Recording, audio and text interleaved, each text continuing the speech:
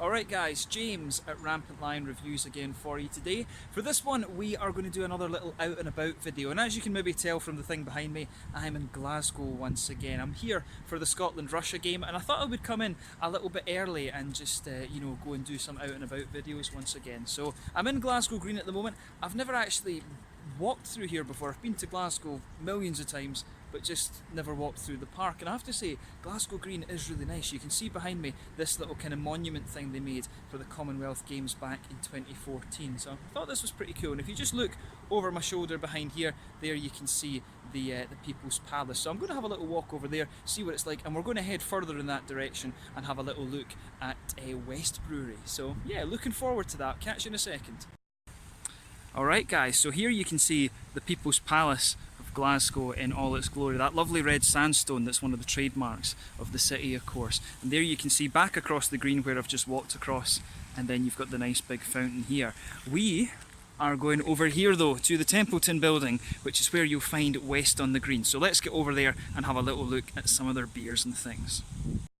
So here you can see just over here, there's the entrance to West Brewery. And I mean, just look at this building, the Templeton building. Apparently it's an old carpet factory, a former carpet factory that opened in 1892. So maybe that explains a little bit of the kind of awesome brickwork and things that's on there. It's almost a little bit kind of Indian, I would say, but you know, by no means an art buff. I've probably butchered that. But let's go in and have a little look at the beers and food and things like that. Alright then, so here's the entrance to West on the Green. As you come in, they've got this little Achtung sign. Make sure you tie up your bikes outside, because you know, this is Glasgow, they'll set about you if you don't do what you're supposed to. But when you come in, you can see they've got this nice little beer garden here. I'm here just after 12 o'clock, so you know, it is pretty quiet unless you're a dedicated alcoholic like me. But there you can see over here they've got their little pizza wagon, Petrus pizzas, and those pizzas are all around kind of £8. So you know, same kind of price that you'll pay over at Shilling Brewing Company. Actually, really quite good value. Over here they've got this Das Pferd, and there you can see underneath they've got the West kind of slogan, I guess you could say.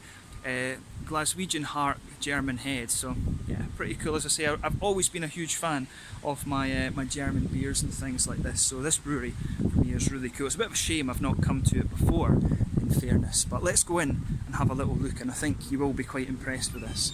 So yeah, when you come in straight away, they've got the list of all the different beers that they've got here, which is really quite cool. That you can also buy the glasses and things like that too. But there you can see St. Mungo's Lager. This is their kind of main beer. Munich Red, which I've had before, is really nice. Heidi Weiss, which is obviously, the label of that's obviously a little bit of a play on the Meiselweiss, the famous beer. But there you can see they've got a few other kind of limited beers and things like that. The German Pale Ale and stuff like that. A few of these little kind of stubby, almost Belgian type bottles. And there's a look at some of their different glasswares and things like that. I nearly dropped the camera there.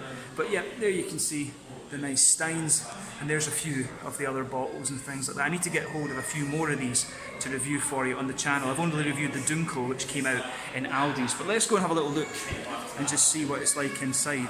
As you can see, you know, really very kind of Bavarian and German, but a bit more kind of modern, if you like, in how it appears. But really nice looking restaurant-y bar type. This one I'm going to have a nice schnitzel and some beers. So let's take a little look at their tap list. I mean, up here you can see they've got all these things. The St. Mungo Lager, which is their main beer, West 4 Session Lager, Munich Red, Heidi Weiss, the German Pale Ale, Wild West, an unfiltered lager. I might try that one. The Feierabend, which is a kind of grape gooseberry. I was reading about this yesterday. I think this might have Hallertau Blanc in it. They've got the Diarchy, which is their Dunkel beer, and they've also got the G40 unfiltered gold ale, and also a black stout. So I'm curious as to how similar that will be to a sort of Schwarzbier or something. But really nice looking bar. Some German wines over there. And there you can see all the kind of nice tap work and things like that. So yeah, let's go and order something. We'll sit down and do a few tastings. Right then, so I'm sat down and I've picked out a few of the different beers that we're going to have a look at today. We're going to have the Feierabend, we have the Munich Red, we've got the Diarchy, which is their Dunkel, we have the, I forget the name of this one, the St Mungo, which is their kind of flagship beer, their sort of Helles lager, and then we have the Hebridean. So looking forward to trying all these. I look like a proper alky here, having, 5 1/3 pints on my table next to me and just me sat myself. But let's have a little look at their menu then before we actually get onto the beer tasting. And I have to say, looking at the prices and things, it's actually very, very kind of reasonable. So here you can see they've got a little breakfast menu, different sandwiches, eggs and things like this. Stornoway black pudding. If you ever come to Scotland, for those of you watching abroad, this is something that you really have to try. Lots of different sandwiches as well. I mean, the schnitzel sandwich I thought sounded really interesting, and a falafel, a little bit of Middle Eastern stuff in there, currywurst roll, something kind of inventive a little bit. Here you can see all their starters and things like that. I mean, the prices are really reasonable, like £4, £5 and things like that, and you'll get a big portion here. I have eaten at one of their restaurants over near Kelvin Bridge before, but obviously this is the kind of flagship place. Here you can see a few snacks and things like that. Käsespätzle, that's always a good one. German potato salad, sauerkraut. I have to admit that was something that I never got into when I was living in Heidelberg in Germany. But there you can see they've got kind of typical sort of Scottish dishes as well, ribeye steak, haddock and things like that, fish and chips. Haggis, neeps and tatties. It's quite funny to see that served in a German place. Vegan haggis. Now, I have to say I don't fancy that. If you're going to have haggis, it's got to be the real deal. But yeah, they've got soup of the day. The schnitzels is what I'm interested in. So yeah, they've got Jaeger schnitzel, Wiener schnitzel, and these all look really, really quite nice. I think I'm going to go for the Jaeger schnitzel. That was what I always enjoyed. So I mean, £12.50 for that. It's a reasonable price. You will pay about £10 odds, a little bit more than that for a meal here in Glasgow anyway. But yeah, see they've got a currywurst as well. But yeah, it looks really good menu. This it's got a mix of German and Scottish. Over here you can see they've got burgers and things like that. Again, reasonably priced, and that's one of the things is a lot of people think the craft beer places can be expensive, but I think they've got a really reasonable price range here. You can see there's the desserts, £5 and £6 again, very reasonable, and they've got a list of all their different beers and things here too, which is kind of cool. And you can see the prices of the beers are really pretty good. I mean, 1/3 pint for £1.35. If you want to do tastings like I am, really, really reasonable. So I mean, all 5 of these beers I've spent about £6.75. So really cannot complain about that. It's really good. There you can see all the different things there. So St Mungo, West 4, Hebridean, the Munich Red. I think this is quite an unusual one. I don't remember seeing red beers in Munich. I need to seek those out a little bit more. The GPA, the Diarchy, the Feierabend, which you're going to see me review, the West Black. That's nice kind of stout beer. That I might need to try that one as well. So I'll just see how I get on with what I've got so far. But a few other things in there. Wild West. This gives you a better look at the tap list, right enough. This one was an unfiltered lager, I remember, and then they've got a seasonal beer. Apparently they're just waiting for their Oktoberfest beer to come out. One thing I did notice about the menu is a lot of their wines are like Italian and French and things. That I only noticed one German wine on the menu there, so that was kind of interesting. Maybe they need a few more sort of German wines. Well, there is a second one there. But yeah, pretty cool. Some gins and stuff like that. Gin is becoming very popular. You can't be in Scotland without whiskey either. And the prices of those, again, pretty reasonable, I would think. And yeah, that's your menu. So let's go and have a little look at some of these beers and just see how we get on. Cheers.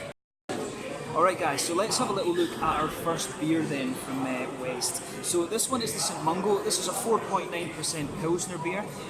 Looks the part, obviously, lovely, bright, golden straw colour. There was a little bit of a white head on this one when it came out, but obviously that's faded away because I've been, fanning about and filming and stuff like this. But appearance-wise, it looks exactly as you'd expect. I have tried this beer maybe 2 years ago, something like this, and I know that it's good, but it'll be nice to go back and have a little look at at it again. So let's look at the aroma. Yeah, that's really nice. I mean, straight away it comes across very authentically German. The Pilsner, of course, originally it is a Czech style, but developed by a German brewer in Pilsen over in the Czech Republic. Of course, the Czech Republic. What is now the Czech Republic used to be part of the Austro-Hungarian Empire and so on. But yeah, it looks, it smells really nice. Straight away you've got a nice little bit of that smooth German breadiness to it. You've got a little bit of biscuity sweetness as well, and you've got those lovely kind of noble hop qualities, that slightly sweet earthiness, a little bit of a kind of floral aromaticity in there as well, and a bit of a kind of lighter grassy note to the beer also. Nice little bit of a kind of, it's got a little bit of a citrusy kind of lemony note to it, which is nice, and some kind of appley peary esters as well. It almost maybe even comes across as being a little bit apricot-y or something, so that's quite interesting, but it smells absolutely lovely, this beer. So take a bit of time and enjoy the aroma, but let's get stuck into this one. This one is the St Mungo, a 4.9% Pilsner beer from West Brewery here next to Glasgow Green in Glasgow. Let's get stuck in. Slanja, Prost.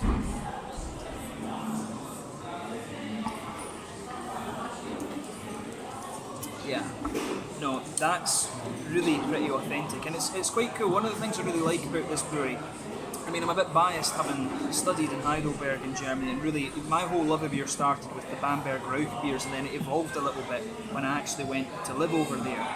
And to me, this comes across as a really authentic pils. It's a difficult style to get right, actually. And of course, a lot of craft breweries now are focusing on, IPAs and things like this. But I think the German styles, they don't get enough attention in my mind. And it's cool when you come across a brewery like this. Granted, this place is German owned, but it's really cool to see a Scottish brewery producing these styles. This is really good and very authentic. I mean, it does nothing surprising. Middle of your palate, straight away you've got that nice smooth bready quality that you'd expect of a German pils. In the middle of your palate you get these lighter kind of biscuity notes. It's almost a little bit like a McVitie's digestive. The further you go into the aftertaste, it actually does get really quite sweet, which is nice. On the hoppy side of things, back corners of the palate, you've got a little bit of a slightly sweet earthiness there, that typical noble hop quality. As you come further forward, you've got a little bit of kind of floral aromaticity to it there, and it's that typical German noble quality that you'd expect from Hallertau and Tittnanger again. Round the front curve of your palate, you've got that lighter kind of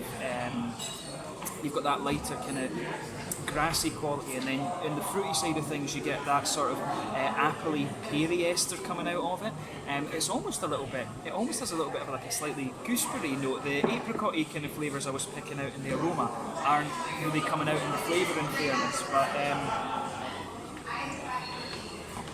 yeah, this is really, really nice. It's kind of unusual actually drinking a Pilsner out of the IPA glass, so that was one of the other things, but I asked for 5 of these beers, and this is what they gave me. But yeah, as I say, incredibly good value, £6.75 for all of these beers that are very authentic, I'm sure. But yeah, in terms of mouthfeel, nice light bodied, good crisp mouthfeel, carbonation gives you that crispness in there. I describe this one. This one comes across, it's a little bit wetter, and again, I've said this in some of these reviews before, the Scottish water is very, very good quality, even in the cities. So the Scottish beers will come across as a little bit wetter, and that's the one thing that I would say about this one compared to the German beers. The German ones and the Czech lagers, of course, are just that little bit crisper than this, but it works really well. Nice blend of smoothness and sweetness in the malt base, good little bit of hoppy bitterness. I'd say we're talking about, I think we're talking about 20 IBUs in this one. It's not going to blow the head off you, and it's got a nice little bit of fruity character as well. But lovely beer, this one, and one that you definitely need to check out. Their flagship beer, the St Mungo Pilsner. So let's leave it at that for this one. We'll go on to the next one. Alright guys, so second beer of the day then. So this one is the Feierabend, which apparently, it tells you here in the menu that this one is a German phrase that means a successful working day, the end of the day essentially. But this beer comes in at 4.6%, and they're saying it's like a North German Pilsner, so this should be really interesting. They're saying that the flavours to come out of this apparently are grape and gooseberry, and from reading that, I really wonder if this is going to have the Hallertau Blanc hop in it, which is a really nice hop that's being used in a lot of IPAs just now. So yeah, like I said, 4.6%. Northern Pilsner. This one apparently lovely bright golden straw colour, which again is what you'd expect. White head on this one, I would say perfect white, not even kind of creamy in colour, but it looks the part of a Pilsner. So let's look at the aroma and just see how we get on. So yeah. Oh yeah. That smells really nice. I mean, compared to the St Mungo, this one's definitely a little bit more sort of It's definitely a little bit more bready. I would suspect that they're using Feierabend malt from Germany, from Bamberg in Germany, in these beers. It really smells like they are. And that's definitely an interesting place to go if you find yourself in Bamberg. Go and check out the malt factory. But yeah, lovely kind of bready notes to this one. Not quite as sweet in its aroma as the St Mungo was. There is a little bit of biscuity quality in there, but not too much. You get it on the kind of front end of the nose. It comes across as almost a little bit more sort of like a sweet corn kind of aroma actually, but there is definitely that biscuity note in there. Again, you've got these nice noble hoppy notes, nice little bit of a floral aromaticity there, bit of grassiness too. To me, the green side of the beer leans towards the grassiness, and you've got a little touch of earthiness too, but you really can get these kind of gooseberry, white, green, grapey sort of notes out of this beer. So I really do wonder if it's Hallertau Blanc that's in here. And of course the other hops you've got that are similar to that would be the Nelson Sauvin from New Zealand, so they might be using the two, I don't know. I know that some brewers in Germany do like playing with the New Zealand hops. The guy in Heidelberg at Kultivara used to do that. But yeah, lovely smell and aroma to this beer. It really comes across as nice and bready and fresh, so kind of at the other end of the spectrum from the St Mungo in terms of its aroma. So let's have a taste and see how we got on. The Feierabend at 4.6% from West here in Glasgow. Cheers.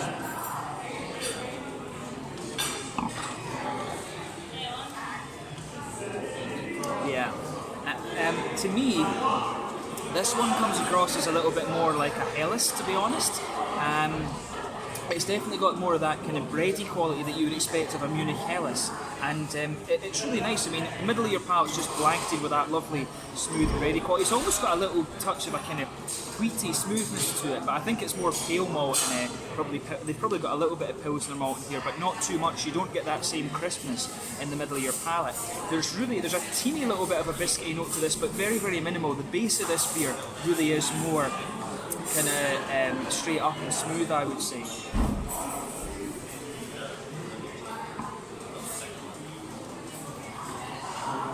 Yeah, that is really nice. This one, I like how this beer goes together.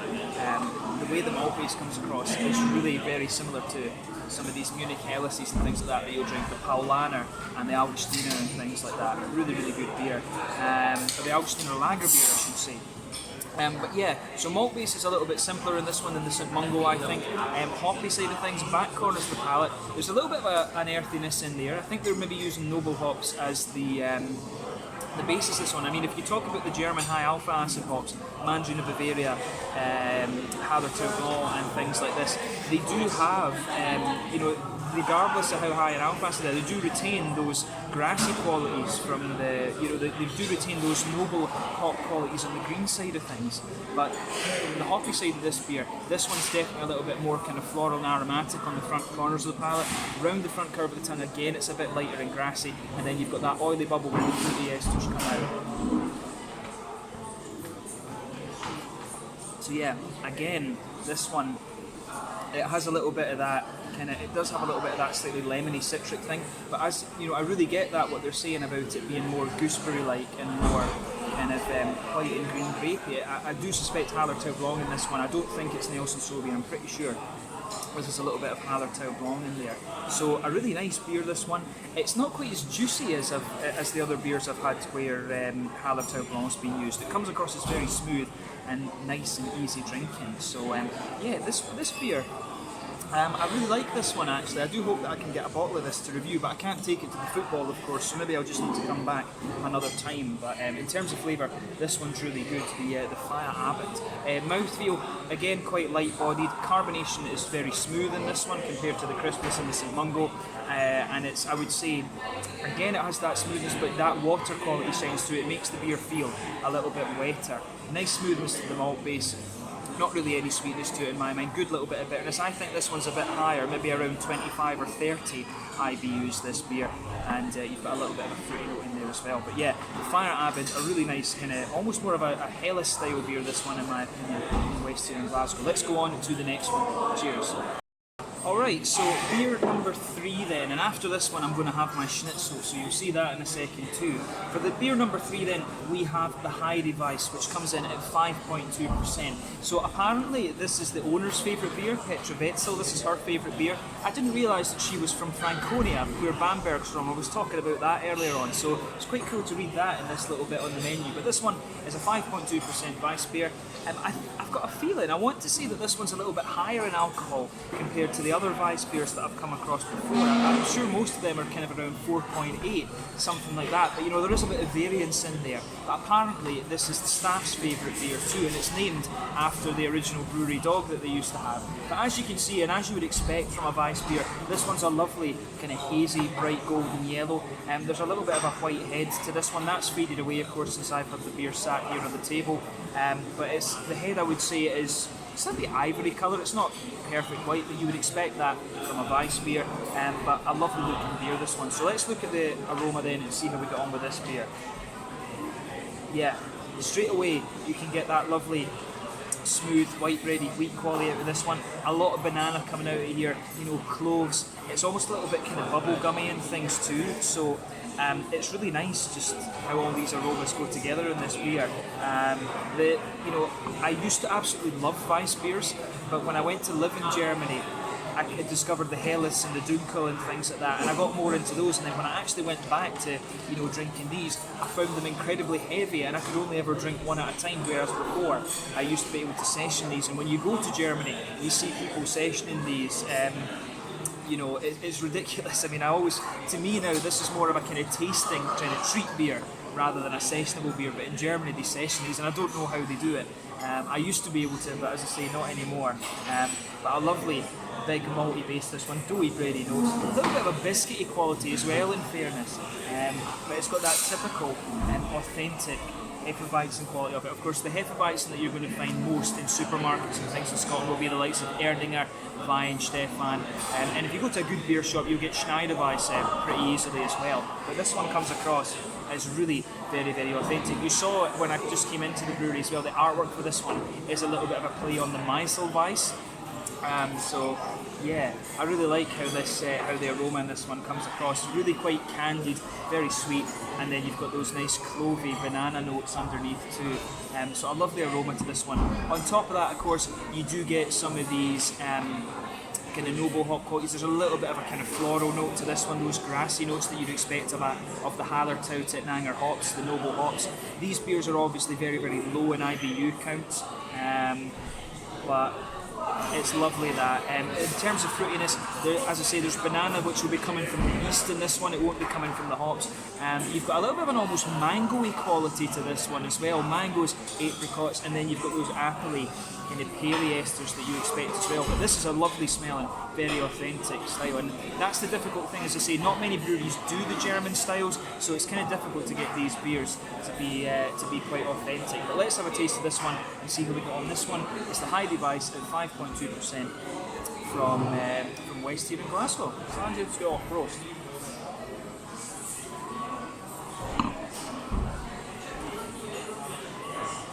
Yeah. That beer actually has a little bit of sharpness to it, which is interesting. I mean, straight away, you're going to get that nice kind of wheaty, bready quality. That just blankets the middle of your tongue straight away. The sort of bubblegummy, doughy notes come out on top of that. In the beginning, like I said, it really is quite sharp and almost tart to a certain degree.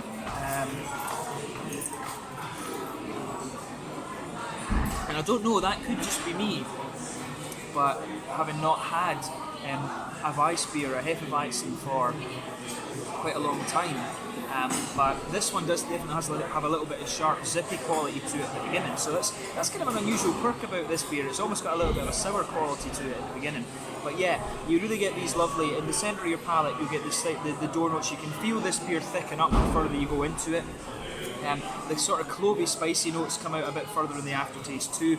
Maybe a little bit of a woody undertone to this one, which is quite interesting. A little bit of biscuity sweetness. I would say it comes across as quite candied in the aftertaste too, which is nice. So I mean, it has everything you'd expect from the Hefeweizen malt base, but a little bit sharp in the beginning, as I mentioned. So yeah, immediately you take this beer in, it's quite sharp, and then it smooths out again. In terms of the hoppiness of this beer, back corners of the palate again, you've got that little bit of that trademark. Oh, thank you. My schnitzel's just arrived. Thank you very much. Yeah, just take a little look at this. This is the Jaeger schnitzel, the Hunter schnitzel. Lovely kind of mushroom sauce on there, and some nice chips underneath. This is awesome. £12.50, and I'm sure it'll be pretty damn good. We'll talk about that later in the video. Cheers. Sorry, Ajay, so I was talking about the hoppiness of this beer. Lost my train of thought, so I had to edit. But yeah, so the hoppiness in this beer, you've got that little bit of earthiness from the Hebridean Titnanger kind of thing. As you come further forward, it is a little bit more floral, but it's very, very smooth. Round the front curve of the tongue, it's a little bit lighter and grassy. Some nice kind of citrusy qualities this one as well. That little bit of that sort of lemony citrus that you get from these beers too. But you have this lovely kind of banana quality, and the banana sort of spreads further forward on the tongue. You've got some nice kind of, there's almost a little bit of a slightly mangoey, apricot-y quality to this too, and some apple-y, peary esters that come out a bit further in the aftertaste as well. But it's really nice how this beer goes together. In terms of the mouthfeel, I would say, I think this is a mid-bodied beer. Yeah, carbonation's really quite smooth on this one. Yeah, and you would expect that. In terms of IBUs, I think we're only talking like 10 IBUs. Hefeweizens are always very, very low in terms of their IBUs. It's the Hopfenweisses that will have a little bit more in them. But yeah, again, I think the water quality is showing through here. This beer to me feels a little bit wetter than a normal Hefeweizen, because usually they're big and not quite creamy, but just very, very thick. This one feels a little bit lighter in its mouthfeel, but we can let them away with that. So nice smooth malt base, a little bit of sweetness in there, and you've also got some juicy fruits as well. But yeah, this one was the Hebridean beer number 3 from West here in Glasgow. I'm going to have a look at my schnitzel now, and we'll have a look at the other 2 beers. Cheers. Alright guys, so just finished my schnitzel. It was really nice actually, and we're going to go on to beer number 4. This is the penultimate one of the little tasting section today. So this beer is the Munich Red. It comes in at 4.9%, and it says here in the menu that they use a toasted malt for this one to give it its colour. So that's kind of what you would expect. But yeah, it looks really, really nice, this one. I mean, in terms of colour, it's a really kind of rich mahogany. It looks, I'm just looking at the camera there, it looks a little bit kind of almost amberish, like a really rich amber, but trust me, this one is definitely more like a sort of mahogany type colour, but it looks very, very nice. The head on this one, of course, has faded away a little bit since it's been poured, but it's a nice sort of fawn, very slightly kind of beige colour. 1 or 2 big bubbles sticking towards the side of the glass, a few little ones just heading up towards the bottom of that head there. But yeah, you know, Munich Reds, like I say, this is a style of beer that I've not come across too often, but it looks, you know, really, really nice. And I always love my red ales. I love Imperial Red IPAs and stuff like this, so I'm really curious to see what this beer is like. I know you get red beers in Germany, but it's just something I haven't encountered too much. But yeah, with this one, in terms of its aroma, it's a little bit kind of like, it really is a little bit more, it's quite malty this. Straight away you're going to come across like aromas of brown sugar. It's a little bit like, it is a little bit toasted. It's almost kind of similar to some Dunkels that you're going to come across. I mean, I wonder if this is maybe the equivalent of like a Czech Letzak sort of beer. You know, obviously, as I've told you on the channel before, you get the Helles Dunkel Schwarzbier and things like this, and then in the Czech Republic we've got the Svetli Letzak, Cherny and Tmavi, and I wonder if this is a little bit similar to the Czech amber beers that you get. I'm sure those ones are the Svetlis rather than the Letzaks. I always mix those two up, but it comes across really, really nicely in its aroma. A lot of brown sugar, good blend between sweetness and toastiness. You get the same kind of hoppy notes out of this, that sort of Hebridean Titnanger sweet earthiness, a little bit of a kind of floral aromaticity in there, a little bit lighter and grassy as well. I mean, it kind of has everything you want. To me, if I was blind smelling this, I would probably think it's a Dunkel, but as I say, I've got the Dunkel over there that I'm going to try later, so I'm not sure what this was like. Maybe it's going to be a little bit like somewhere between a Dunkel and an amber lager, so we'll just have a try of it and see how it goes. So this one is the Munich Red at 4.9%. Let's get stuck in. Try doing it close.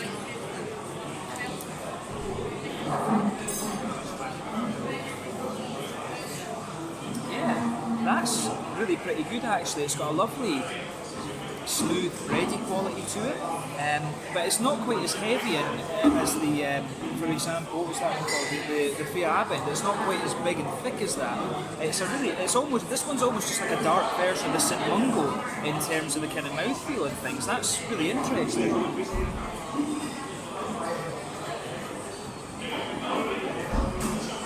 Yeah, that's a lovely beer, that. I mean, if you get the chance, this is quite a unique one. It has got those Dunkel properties to it, but it's got a little bit of the kind of lighter, sort of Svetli Letzak Czech kind of thing to it as well. So, really unusual one, this. Do let me know in the comment section below if you can recommend any other, any Munich Red beers, because as I say, this is a style that I can't remember coming across before.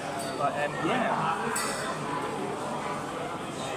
So as I said, nice kind of brown bready base to this one. It does come across as a sort of grainy, almost rye bread quality there. In the very middle of your palate, you've got a little bit of a sweet caramel, but as you move further out from that, you do get the more grainy notes, and it's almost like a slightly toasty grainy quality. There's some biscuity notes in there as well, and you will find that the flavour of this beer dries out the further you go into the aftertaste. But I really like how this, how everything in this one goes together. It's really nice and easy going. Like I say, it is just a little bit like a darker version of St Mungo, to be honest. Back corners of the palate, you've got that typical earthiness that you get from Hallertau and Titnanger hops. Slightly sweet, but as you come further forward, it gets a little bit more floral. Round the front curve of the tongue again, a little bit lighter and grassy. I feel I'm repeating myself in these videos because the German beers, of course, it's more the malts that they change rather than the hops, to be honest. But behind the front curve of the palate, that's where you get that oily bubble with those juicy fruity esters. And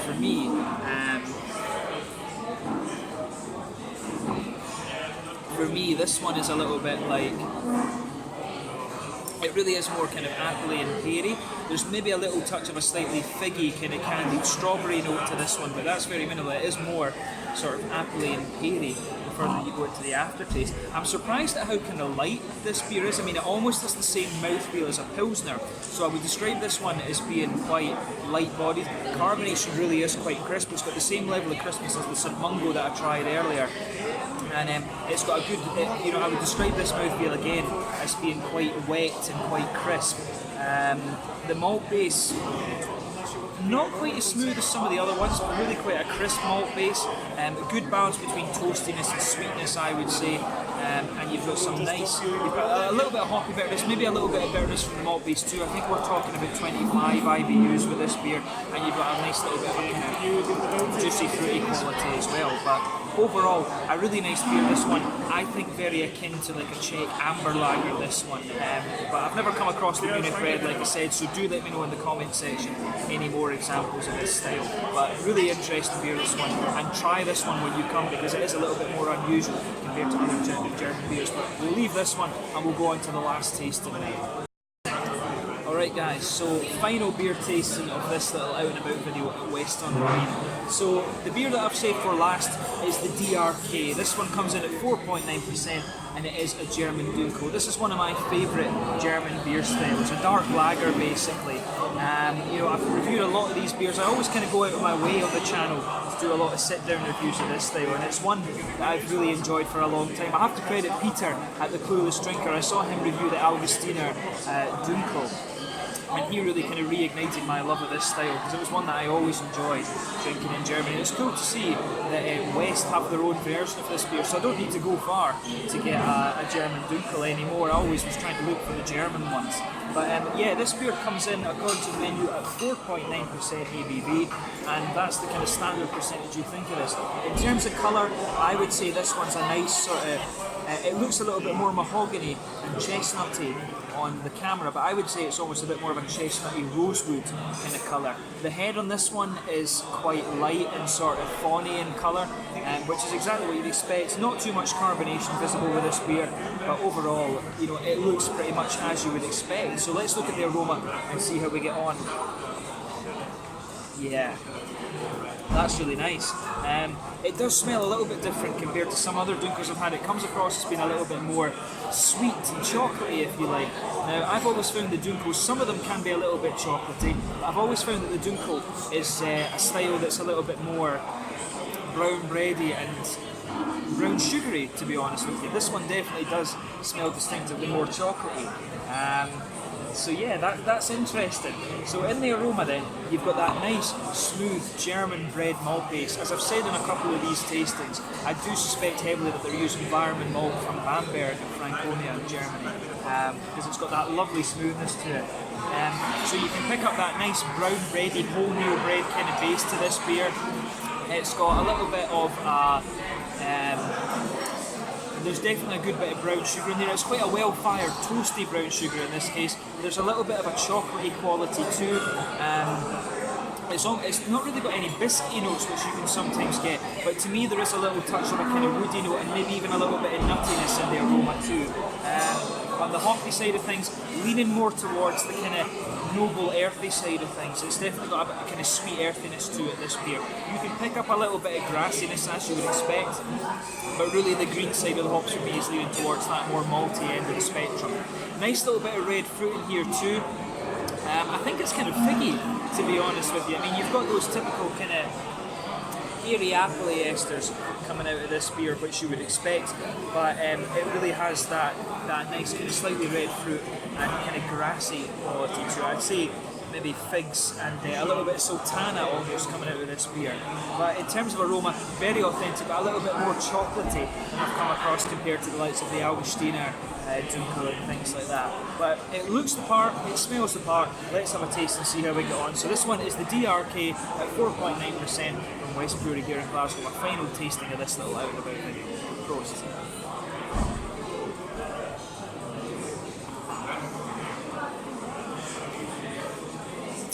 That's good. I would say in the flavour, it's not quite as chocolatey as it was coming across in the aroma. It's really, in fairness, it is a lot more authentic than I thought it was going to be in the flavour. This is really solidly done, so big thumbs up to West for this one. They've pulled it off really quite well. But I wouldn't be surprised. I wouldn't be surprised if their brewer, they probably, you know, when it's a German owned, they probably do have a German brewer. Either that or someone who's trained in Germany.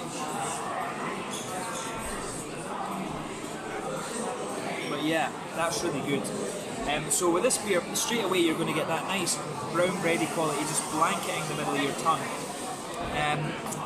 The further you go into the aftertaste, it does become a little bit more toasty and grainy, but at the very centre of your palate you get that well-fired, caramelly brown sugar for this one. It's not dark enough to be treacle or molasses, it's definitely more of a kind of caramel quality in there. And as you move out from the centre of your palate, it maybe has a little bit of biscuitiness, but I would say this one is more a well-fired, toasty brown sugar on top of that kind of brown rye bread. It's almost like a well-fired bread crust in some ways, this beer. I was compared, you know, if I think about this one compared to the Munich Red, this one's definitely, it's almost like you've got two different Dunkels. The Munich Red is almost like a kind of light, really sweet Dunkel, if you like, and this one's like a more kind of well-fired one. I think that's a good way to compare those two beers, to be honest. But yeah, this one's a really toasty, dark Dunkel beer, and it works really well. You've got some woody undertones to it. If you go to the centre of your palate and come forward, there's a little bit of nuttiness in there.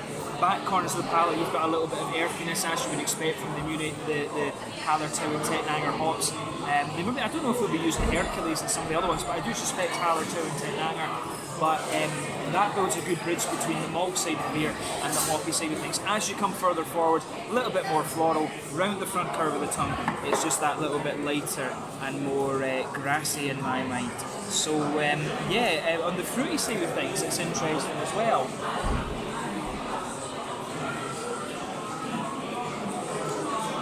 So yeah, in the beginning, it has a little bit more of a kind of, it's got a little touch of sharpness there, but then it just smoothens out a little bit and becomes more kind of figgy. There's maybe a little touch of a raisiny flavour to this one, but mainly it's quite juicy and quite figgy. And there's almost a little bit of a kind of candied red fruit and a candied strawberry note going into the aftertaste with this one. But in the aftertaste, it really lingers on that toasty, grainy base. Some of the well-fired brown sugars as well. But this is a really nice, quite authentic German Dunkel, this beer. A bit more at the toasty end of the spectrum. As I said, the Munich Red to me is a little bit more like a sweet Dunkel. I compared it also to a Czech Amber Lager, so it's interesting to compare these two beers because as I say, I'd never heard of the Munich Red before, to be honest. But in terms of the mouthfeel, I would describe this beer as being at the bottom end of mint-bodied. Carbonation has a good little bit of crispness to it. This beer is definitely more oily compared to some of the other ones I've tasted today. It's got a little bit of hoppy bitterness and also a little bit of malty bitterness too. I'd say we're talking maybe about 25 IBUs in this one. The malt base is well balanced between the toasty side of things and a bit of the sweeter side too, but you've also got some nice juicy fruity qualities to this beer in the aftertaste as well, but generally quite a roasty and toasty Dunkel. But I've enjoyed trying this one of my favourite German beer styles, and let's leave it at that for this. This is the Diarchy, a lovely roasty toasty German Dunkel at 4.9%. This one definitely it's really nice and oily. This one is probably the most authentic beer, along with the St Mungos that I've tried today. So yeah, let's leave it at that for this. I'll give you my final thoughts and things when we get outside. I'll square up and yeah, enjoy this. Sláinte, skål, cheers. Alright guys, so just my final thoughts here then on West on the Green. So I had 5 1/3 pints of beer for... that was £6.75, and then I also had a schnitzel and chips, which took my total to £19.05, which, to be quite honest, for the amount of stuff that I had, that's kind of crazy. It's so cheap. So kudos to West Brewing for that.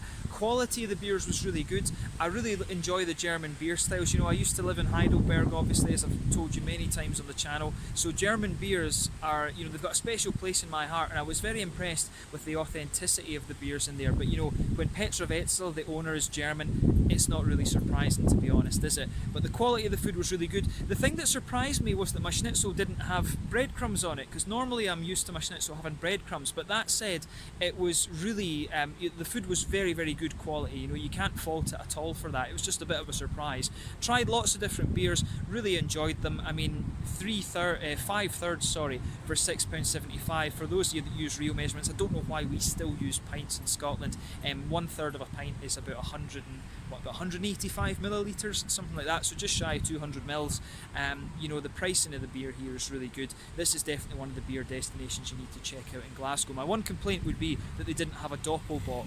I don't know if they've done one before. I would assume they have, but it just isn't in at the moment, so I'd love to try a Doppelbock from these guys. I think actually the only Doppelbock that you can get in Scotland so far is the Blackfriar from Feierabend Brewery up in Perth, so I'd love to try a West Doppelbock at some point in the future. But this is an awesome venue, West on the Green. Come and check it out. I had a great time here, very reasonably priced, and you're going to get some good quality beers here as well. So I'm sure I'll return here at some point in the future. I'll need to bring Peter the Clue the Strinker here as well. From him living in Germany as well, I think this is something that he would enjoy too. But I'll catch you guys very soon. I hope you've enjoyed this. I'm going to head to Clockwork Brewing Company down there near Hampton. Until the next time, Sláinte just now, and I'll catch you guys later. Sláinte, skål, prost.